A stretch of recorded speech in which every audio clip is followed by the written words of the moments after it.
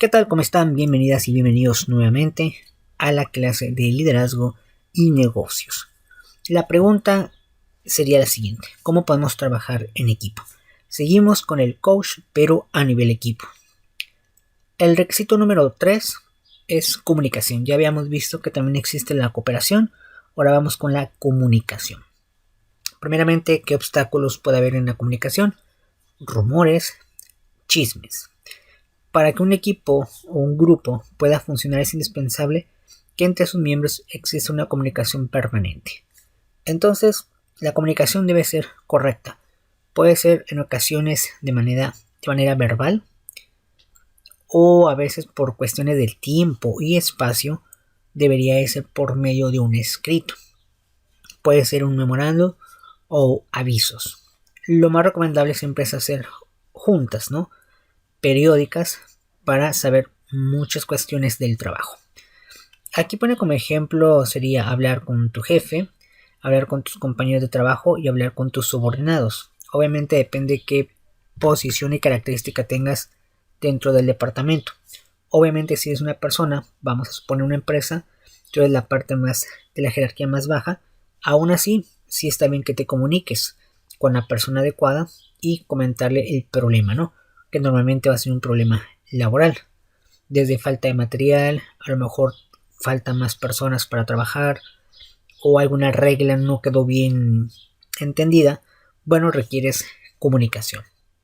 En dado caso que tú digas, bueno, yo no soy realmente una persona de una jerarquía baja, al contrario, soy el supervisor o soy a lo mejor incluso el gerente, pues con mayor razón tu comunicación debe ser más adecuada al personal al cual te vas a dirigir. Si estás dentro del departamento, pues la ventaja es esa, ¿no? Que tú vas a poder ver a la persona y platicar y hablar. En dado caso que por cuestiones de distancia o estés en otro lugar, lo recomendable pues sería un documento bien estructurado donde se especifique lo que se tenga que hacer o el aviso que hay que proporcionar. Aquí en obstáculos ponen la parte de rumores y chismes, porque curiosamente los rumores y los chismes son los que más se comunican, pero cuando no son rumores y chismes es complicada la comunicación, ¿no? Posteriormente dice causas de fallas en la comunicación. Cuando el grupo 1 hace de los rumores y chismes un hábito. Curiosamente siempre los rumores, los chismes que no tienen sustento, tal vez en algunas ocasiones puede que lo tenga, pero bueno, casi siempre rumores y chismes es muy rápido de comunicarse. Pero pues eso no es lo que se quiere en un departamento o en una empresa. Se acostumbra a hacer burlas y críticas en público. Obviamente en la comunicación debes de decir también los errores que tenga la persona de acuerdo a la actividad o el trabajo que esté haciendo. Pero lo más recomendable en ese tipo de situaciones es decirlo a la persona en cuestión. Y obviamente si por alguna razón no se puede, tal vez hasta en un documento decírselo, ¿no? O en algunos casos decírselo en privado, ¿no? Porque aquí el problema es tal vez de esa persona. Hablando de todos los sentidos y géneros de lo que pasa en la empresa. Dedica parte de su tiempo a las habladurías y pláticas en los pasillos. Normalmente la comunicación que se da en las empresas es cosas que no tienen relación con el trabajo. No está mal que a lo mejor tengan en sus descansos que hablen temas diferentes, ¿no? Pero en la cuestión del trabajo se debe de hablar, pues obviamente, las actividades relacionadas con el trabajo. Cuando el colaborador se cree todo lo que le dice y se dice. Bueno, a veces pasan situaciones de que, bueno, un chisme o un rumor que no es cierto o nadie sabe si es verdad, a veces las personas responsables puede que se lo crean y ese chisme sea algo que llegue a afectar incluso a los compañeros. No sé, a lo mejor que alguien diga, no, pues que un compañero se roba material, por ejemplo. Simplemente es un rumor. Igual puede ser cierto o igual no, pero ya con eso condicionas a uno, que cualquier persona puede ser sospechosa de que se roba material de la empresa.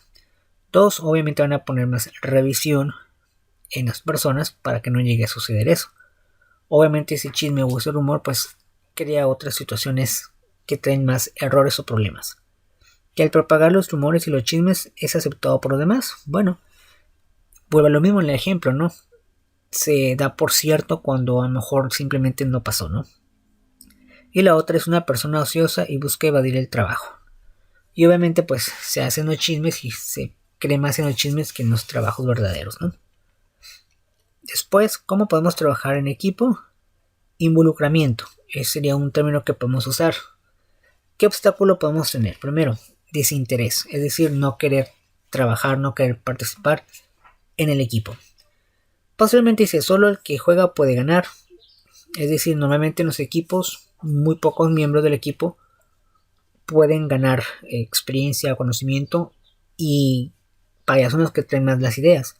Al final, en muchas empresas dicen, bueno, para todos aquí es equipo.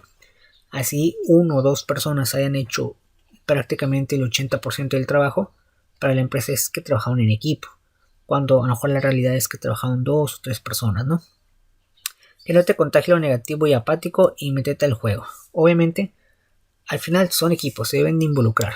Obviamente, como lo habíamos comentado, hay personas que a lo mejor no son buenas para ciertas actividades, entonces es mejor ponerle la actividad que desarrollen mejor.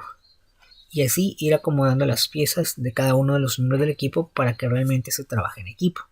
Y no uno o un poco de personas hagan todo, ¿no? Después, causas por las cuales no se involucran. Es decir, por qué la gente o las personas a veces no se involucran con el equipo. No siente que al jefe le interesen tus necesidades. Bueno, puede ser aquí que la persona a lo mejor no sienta que es importante porque a lo mejor no tiene el conocimiento o sabe muy poco. Entonces dice, no sé muy poco, para que yo trabajo, ¿no? Pero obviamente tienes que decirlo, tienes que comunicarlo, ¿no? Sabes que yo esa parte del trabajo no la sé hacer, la verdad. No me sale, mejor cámbiame a otro lugar donde desarrollo muy bien mis habilidades, ¿no? Otro no se les motiva a hacerlo, otro es no lo han intentado, no le han dicho cómo hacerlo, no lo capacitaron a lo mejor, o simplemente lo contrataron y rápidamente lo pusieron a producción y él dice, es que no sé absolutamente nada, ¿no? Ese sería otro ejemplo. Desconfía de las capacidades del jefe para guiarlo.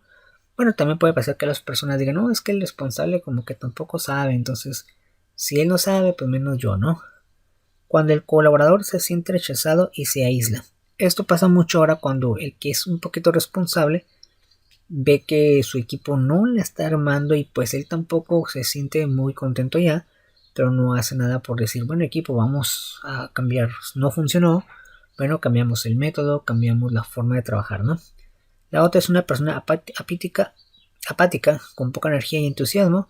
Otra persona a lo mejor no viene con muchas ganas de trabajar, a lo mejor son por cuestiones personales y llega a la empresa y pues no viene de esa manera, ¿no? Y luego aparte pues su equipo así como que lo ve desanimado, dice, no, pues él está desanimado, pues yo también, ¿no?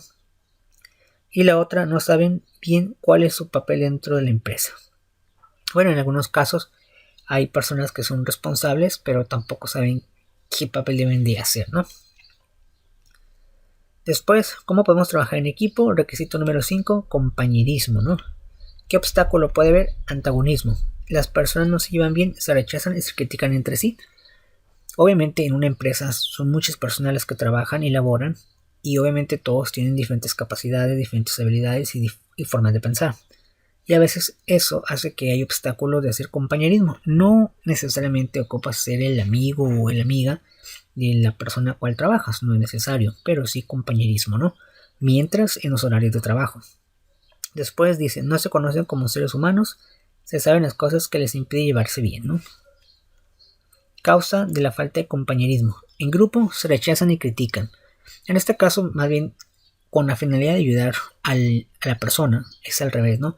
La rechazan, la critican, a lo mejor se equivoca mucho al hacer alguna actividad de trabajo y no, es que se equivoca, pero nunca le dicen por qué se equivocó o no le explicaron, a lo mejor ni siquiera la capacitaron, ¿no? Siguiente, forman subgrupos con sus propios líderes, es decir, aquí igual como en un salón de clases es igual un trabajo, forman sus propios grupos y excluyen a otras personas, ¿no? Igual pasa lo mismo, no respetan la autoridad y disfrutan generando conflictos. Bueno, también en las empresas se da que hay personas que sí trabajan y todo, pero son conflictivos. Es decir, crean problemas de cosas que no tienen nada que ver con el trabajo. Y eso hace que las demás personas también sea como que no, hay que trabajar otra vez con estas personas. Y son temas que ni siquiera son del trabajo, más sin embargo crean conflicto, ¿no? Cuando el colaborador es una persona que critica y juega con los demás, bueno, puede pasar aquí que el responsable pues también sea una persona que le guste criticar, le guste, digamos, dañar la imagen de la persona, pero sin antes haber explicado a la persona qué tenía que hacer o cómo lo tenía que hacer, ¿no? Y luego tiene baja autoestima y es fácil de manipular. Bueno, aquí suele suceder también que hay personas que laboralmente tampoco tienen esa, digamos, defensa de sus actividades y pues no sabe defenderse, ¿no? Y eso también puede ser peligroso para él, ¿no? Y es una veleta, se comporta según de donde sopla el viento. Bueno, a veces hay encargados que, bueno, no tienen experiencia, no, tampoco quieren aprender y pues ahora sí que como les vaya lo están haciendo. Digamos que no con la facilidad ni tampoco con el objetivo de hacerlo bien, ¿no? Sino como ya, como dicen por ahí, lo que caiga, perfecto. Esas son faltas de compañerismo, entonces en un trabajo en equipo debe haber compañerismo independientemente de que esas personas a lo mejor no sean amigos. Y luego el siguiente, espíritu de equipo. Es decir, ese espíritu, esa, digamos, hambre, sed de decir yo quiero pertenecer a este equipo, voy a aportar mis características, mis habilidades. Y luego la otra persona va a decir lo mismo, ¿no? Yo quiero estar en este equipo, voy a aportar esas habilidades y características. Y así cada uno de los miembros del equipo pues aportará lo que más sabe desempeñar. El individualismo obviamente en equipo no debe de funcionar. Obviamente si el trabajo fuera individual, bueno, ahí sí el individualismo fuera lo bueno, ¿no? También no siempre lo que se desea se debe obtener u obtener. Es decir, por sí solo no vas a poder trabajar si es en equipo. No siempre se puede uno salir con la suya. Muchas personas piensan, bueno, tengo el equipo, pero mejor lo hago yo. En este caso está en equipo. Obviamente en el trabajo es más de trabajar en equipo. Tal vez en la escuela sí se preste para eso, ¿no? De bueno, somos equipo, pero al final yo lo hice todo y les hago el paro a algunos. No. En algunos equipos se da eso. No es lo ideal, pero bueno, se llega a dar y pues ni modo, ¿no? La actitud engreída y egoísta de niño malcriado, esto es cuando uno dice, no, pues yo lo voy a hacer, no voy a decir nada, ¿no? Y hay que saber compartir, que eso es lo importante de lo que es el equipo. Entonces, requisito 6, espíritu del equipo. En resumen, de esto vamos a ver cuántos requisitos en total son para tener un buen coach en equipo, que sería espíritu de equipo, posteriormente compañerismo, después involucramiento, es decir, que te involucres o que todos se involucren, no nomás en una persona, sino todo el equipo. Después comunicación, importantísimo. Después la cooperación y también el primer requisito, que es tener un objetivo común, es decir, todos los miembros van a tener ese objetivo común y en base a eso van a trabajar. Bueno, de hecho me adelanté con la tarea pasada referente al equipo, porque muchos de ustedes, eso fue lo que les dejé, que dijeran una experiencia preferentemente laboral, pero si alguno de ustedes por alguna razón no ha trabajado todavía, que lo hicieran en equipo. Y bueno, varios de ustedes comentaron experiencias y me estoy dando cuenta que bueno, todas las experiencias son buenas, obviamente dependiendo de la etapa en la que ustedes lo originaron, pero está muy bien porque muchas de las cosas que están aquí pudieron haber tenido, obviamente yo sé que no es la culpa de ustedes, sino en su equipo, que no a veces no funcionaba, ¿no? Por ahí algunos me comentaban es que el equipo en el trabajo no funciona, entonces a veces termino haciendo yo las cosas. Entonces imagínate si hubieras puesto estos puntos, tu equipo a lo mejor se hubiera sobresalido. Otros me dijeron, no, pues yo hice ciertas cosas que estamos viendo en clase, las apliqué y también tuve que hacer esto, ¿no? Apoyar, juntarnos, ver habilidades, ver todo, ¿no? Así es que bueno, realmente digamos que esta es la parte teórica y la práctica muchos de ustedes ya la tienen, entonces pues realmente sí se puede aplicar todos estos puntos. Si aplican estos 6 requisitos en un equipo de trabajo, incluso hasta en una exposición se pudiera utilizar estos 6 puntos y les puedo asegurar que la exposición va a quedar bien. Entonces sí es importante estos requisitos. Hasta aquí esta parte del coach de manera de equipo. Todavía hay más tema, pero creo que ahí voy a ver si podemos seguirle o si no ya nos basamos de acuerdo pues al temario que tenemos, ¿no? Y ya sería otro tema, pero por lo pronto el coach es en rasgos generales, obviamente el tema es para muchas cosas más, se presta para mucho hablar y comentar. Bueno, hasta aquí vamos a terminar esta parte y ahora vamos a ir con negocios internacionales, así es que vámonos para allá. Bueno, ya estamos aquí en negocios internacionales, ya saben que seré breve. realmente hablar del dólar es hablar también de un mundo inmenso de moneda, ya que es de las más importantes del mundo. Y la verdad tiene mucha historia el dólar. Pero bueno, trataré de resumir esto en breve tiempo y pues prácticamente hacerlo lo más importante, ¿no? Ahora, ¿por qué el dólar es importante para la economía mundial? Porque al final de cuentas, no importa en el país en el que estés, prácticamente en cualquier país del mundo tú puedes llevar tus dólares y cambiarlos por la moneda local de ese país. O supongamos que vas a Europa, la mayoría de los países que están dentro de la Unión Europea pues cambiarlos por euros. Y así sucesivamente prácticamente en todos los países del mundo, siempre la primera conversión va a ser dólar a la moneda local del país en cuestión. ¿Pero por qué? Porque no usar otra moneda fuerte también en otros países, o por qué en otro país no. Vamos a poner un ejemplo. Imagínate que tú quieres ir, por ejemplo, a lo mejor vamos a suponer que tú eres de Venezuela y tú quieres ir, por ejemplo, a Guatemala. Es muy probable que el bolívar ni siquiera lo van a tomar en cuenta en Guatemala. Te van a decir aquí puro quetzal o cambia tus dólares. Entonces un venezolano tendría que cambiar sus bolívares por el dólar y después llegar a Guatemala y cambiarlo por quetzales. O la otra es que pues te vayas con anterioridad, conozcas a alguien, un amigo o alguien ahí, vivas un rato y empiezas a trabajar y generar quetzales, ¿no? Y así sucesivamente. Pero ¿qué pasa cuando tú eres un estadounidense o eres una persona de otro país, cambias a dólar y te vas a cualquier parte del mundo? ¿Por qué el dólar sí te lo aceptan en la mayoría de los países y la moneda no? Bueno, vamos a ver un poquito, entre comillas, de historia y también sus ventajas y un poquito de desventajas que también tiene el dólar y vamos a comentarlo. Bueno, eventos históricos que favorecieron el dólar, es decir, cosas que de alguna manera apoyaron para que el dólar fuera lo que es hoy, una moneda importante. Primero, la presencia históricamente predominante del dólar dentro de la economía global se ha denominado hegemonía del dólar estadounidense. Actualmente es la moneda de reserva y referencia a nivel mundial, representando el 60% de las reservas globales. Como les decía, prácticamente en cualquier parte del mundo, todos los países siempre van a considerar el dólar como el tipo de cambio principal e incluso muchos países invierten en dólares. Entonces es por eso que el dólar es muy importante. Algún otro evento importante, además, es la moneda preferida para los ahorros, intercambio de materia prima y como moneda de vinculación en países que experimentan procesos inflacionarios. En pocas palabras, toman de referencia el dólar para cuestiones comerciales también. Para cuestiones de cosas que a lo mejor no tengan que ver mucho con economía, siempre tomamos de referencia el dólar, independientemente del país en el que estés.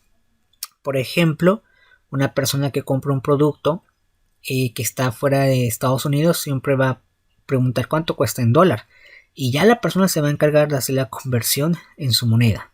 Entonces, también por eso, también por la cuestión de intercambio de, obviamente, productos, servicios entre países, el dólar.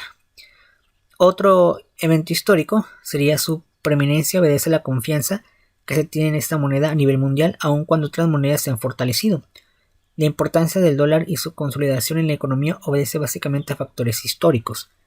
Entonces, a pesar de que existen otras monedas también fuertes, el dólar se considera como el más importante, ¿no? Entre algunos eventos históricos que ayudaron a hacer eso. Otro dice que durante la Guerra Fría, muchos países confiando y resguardando sus reservas en el dólar estadounidense, incluso la Unión Soviética y China, ya perfiladas como potencias mundiales, se convierten en importantes acreedores y colocan una buena parte de sus reservas y bonos en Estados Unidos. Bueno, esto ya tiene algo de tiempo, cuando antes existía la Unión Soviética, ahora es el país de Rusia, y bueno, hay muchos países que de esa Unión Soviética se quitaron, ¿no? Como Ucrania, por ejemplo, Bielorrusia, todo ese tipo de países que se independizaron, ¿no? Bueno, esa es otra historia, ¿no? Pero en aquella época pues también compraban sus reservas en dólares, entonces siempre el dólar ha sido un denominador para que todos pensemos en el dólar como la moneda más fuerte. Ahora, ¿por qué el dólar es importante en la economía mundial? Estas son algunas cosas, ¿no? Pero realmente existen muchas características. La primera, el fin de la hegemonía del dólar implicaría un derrumbe al sistema capitalista. Bueno, como ustedes saben, la mayoría de los países del mundo son capitalistas. Entonces, prácticamente un país capitalista es un país que, de acuerdo a sus posibilidades, puede seguir creciendo.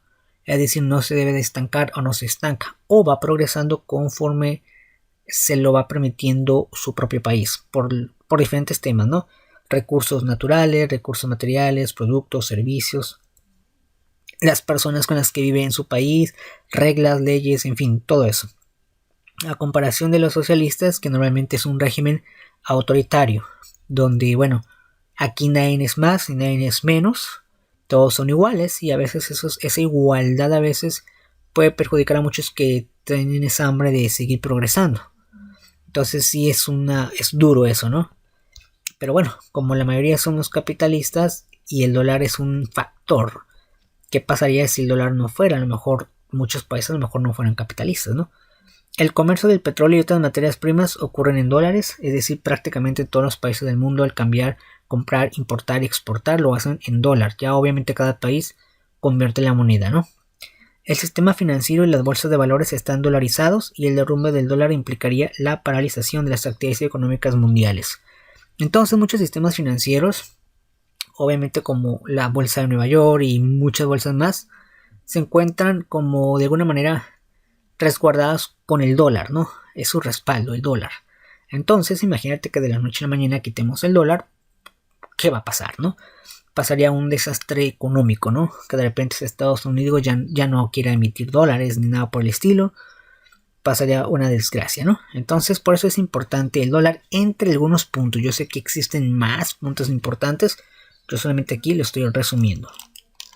¿Cuáles son las ventajas de la hegemonía del dólar? Es decir, al final de cuentas, ¿para qué sirve el dólar o para qué tanta importancia? Bueno, estas son algunas situaciones. Estados Unidos imprime más dinero cada vez que requiera pagar sus cuentas sin que implique la devaluación de la moneda ni el riesgo de hiperinflación. Esa es una gran ventaja para ellos. Al ser el dólar la moneda más fuerte, tarde o temprano todos van a adquirir dólar, todos van a jugársela con el dólar, entonces Estados Unidos nunca va a perder. Hablo del dólar estadounidense porque hay derivados, ¿no? Como el dólar canadiense, el dólar de Australia, pero al final el dólar es la referencia internacional. Después, la fortaleza del dólar trae consigo un fuerte control de parte de los Estados Unidos sobre los sistemas económicos productivos y bancos centrales de los demás países.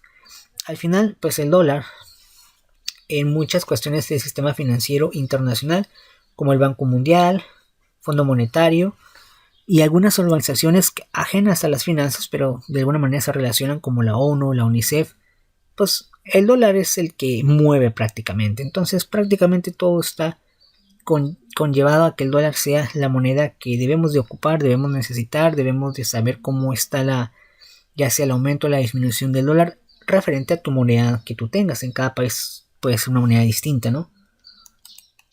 Y ya por último, intento para desafiar el dólar, independientemente que el dólar siempre seguirá siendo importante. Sí ha habido ocasiones en que a lo mejor el dólar tal vez pudiera ser una sustitución, es decir, ya no usar dólares. ¿Pasará? Tal vez más adelante pase, tal vez no. Sería muy interesante saber. Pero prácticamente desde que se originó en Estados Unidos, el dólar siempre ha permanecido como la información más importante en moneda, ¿no?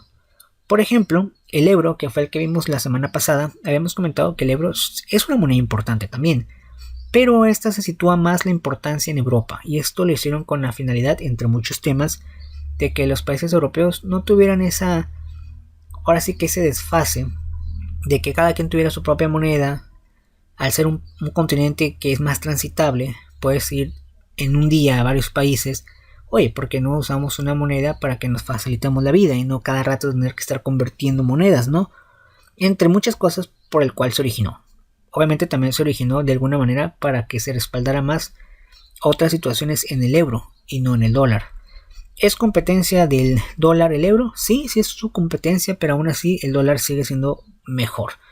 Entonces el euro más que nada se centra en Europa, en esa parte donde están todos los países registrados. Es muy raro, no digo que no se aceptan en otros países el euro, por supuesto que sí, obviamente hay conversión de cambio, pero pues no es como que a cualquier parte del mundo que tú vayas vas a ir con tus euros, la verdad es que no. Después en el 2014 se unieron países como Brasil, Rusia, India, China y Sudáfrica, planearon un nuevo Banco Mundial. Así como lo oyen, el Banco Mundial querían hacer otro, como la copia, Brasil, Rusia, India, China y Sudáfrica, y el objetivo era pues derrocar el dólar, ¿no? Pero al final pues alarmaron.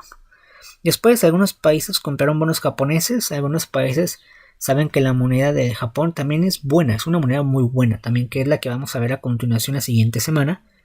Es una moneda que ahí tranquilos, calmados, sin hacer tanto ruido, es una moneda solvente. Más sin embargo, los japoneses no son mucho de, no porque no quieran competir, sino ellos como que no tienen el interés de que su moneda sobresalga más allá tal vez del continente asiático. No lo ven bueno, lo ven como hasta problemático más al futuro. Por eso ellos no se abalanzan tanto, ¿no? Pero bueno, sigue siendo una moneda también importante. Y actualmente China ha intentado aumentar la importancia de su moneda, que tal vez más adelante se pueda convertir como un euro, pero es decir, no que se junten países asiáticos y hagan su propia moneda, sino más bien China infunda que el yuan sobresalga de China, o sea, no nomás se quede en China, en Taiwán, sino digan, oye, voy a otro país y puedo sin ningún problema intercambiar yuanes. Es decir, como si fuera el dólar, ¿no? Que prácticamente en vez de estar diciendo, son $20, no dijeras, ya son tantos yuanes. Es decir, digo, sería importante tal vez un cambio, pero también arriesgado, ¿no? Porque ya no diríamos, ¿cuánto vale el dólar? Diríamos, ¿cuánto vale el yuan?